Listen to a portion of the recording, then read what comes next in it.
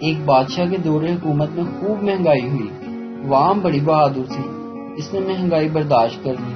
بادشاہ بڑا حیران ہوا کہ آخر لوگ مہنگائی کے خلاف احتجاج کیوں نہیں کرتے، کوئی جلسہ نہیں ہوتا، کوئی جلوس نہیں نکلتا۔ آخر ایک دن بادشاہ نے تنگ آ کر پولیس کو حکم دیا کہ وہ بازاروں میں کھڑے ہو جائیں اور لوگوں کو 2 جوتے فی کس کے حساب سے ماریں۔ آخر چند دنوں بعد لوگوں نے احتجاج شروع کر دیا۔ بادشاہ بڑا خوش ہوا۔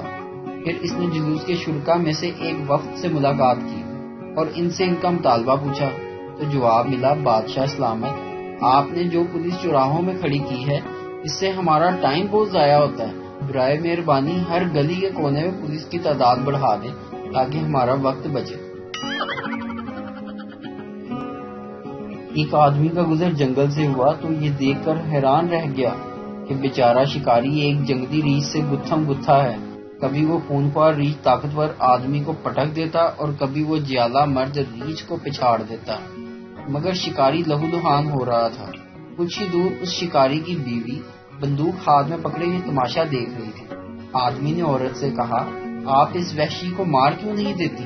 اس کی بیوی نے جواب دیا، میں یہی سوچ رہی ہوں، مگر یہ کام وہ ریچھ ہی کر دے تو زیادہ بہتر ہے۔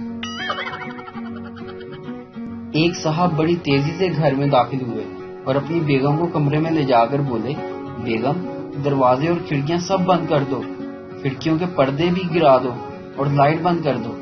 بیگم نے ان کے حکم کی تعمیل کی تو وہ صاحب اپنی بیوی کو کونے میں لے گئے اور کلائی آگے کرتے ہوئے بولے، دیکھو بیگم، میری نئی گھڑی اندھیرے میں کیسے چمک رہی ہے۔